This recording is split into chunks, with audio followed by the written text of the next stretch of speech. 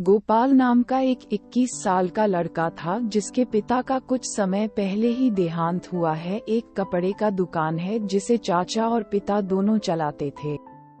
एक दिन गोपाल अपने चाचा से बोला, मैं शहर जाके नौकरी करना चाहता हूँ। चाचा बोले, अपना दुकान है, फिर शहर क्यों जाना चाहते हो? गोपाल बोला, नहीं चाचा, मैं शहर जा के नौकरी करूंगा, आप दुकान देखो। चाचा बोले, ठीक है, लेकिन एक काम करो। गोपाल बोला, क्या चाचा जी?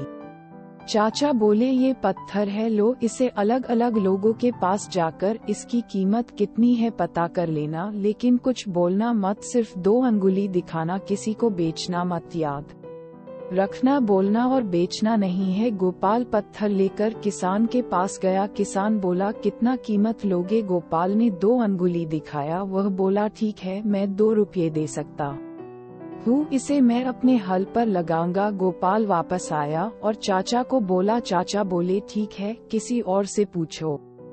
गोपाल के हाथ में यह पत्थर एक बुढ़िया ने देखा तो बोली, यह कितने का है? गोपाल ने 2 अंगुली दिखाया। बुढ़िया बोली, 200 रुपए में दे दो। फिर गोपाल ने अपने चाचा से बोला, 200 एक बुढ़िया दे रही थी। गोपाल इस बार एक किराने के बड़े व्यापारी के पास गया। व्यापारी पत्थर को देखकर बोला, ये पत्थर के कितने लोगे? गोपाल ने 2 अंगुली देखा दी। व्यापारी बोला, 2000 ठीक है, मैं 2000 देता हूँ। गोपाल फिर से चाचा के पास वापस गया। बोला, एक व्यापारी इस पत्थर के 2000 दे रहा है। चाचा बोले, और किसी से पूछो। गोपाल शहर के सबसे बड़े ज्वेलर्स के दुकान पर गया। दुकान काफी बड़ी थी और ग्राहक भी थे। वहां पर एक बूढ़ा व्यक्ति गोपाल के हाथ वह पत्थर देख लिए और पास आकर बोला, मेरी पूरी जिंदगी इस अद्भुत हीरे के लिए चली गई, क्या ये हीरा तुम मुझे बेचोगे? गोपाल ने 2 अंगुली दिखाया। बूढ़े व्यक्ति ने बोला, 2 लाख, मैं इस हीरे के देने को तैयार हूँ। गोपाल को बूढ़े व्यक्ति की बात पर यकीन नहीं हुआ। तुरंत वह अपने चाचा के पास आया और बोला, चाचा जी, यह कोई साधारण पत्थर नहीं, ये हीरा है। वह बूढ़ा आदमी मुझे इसका 2 लाख दे रहा था, मैंने नहीं दिया।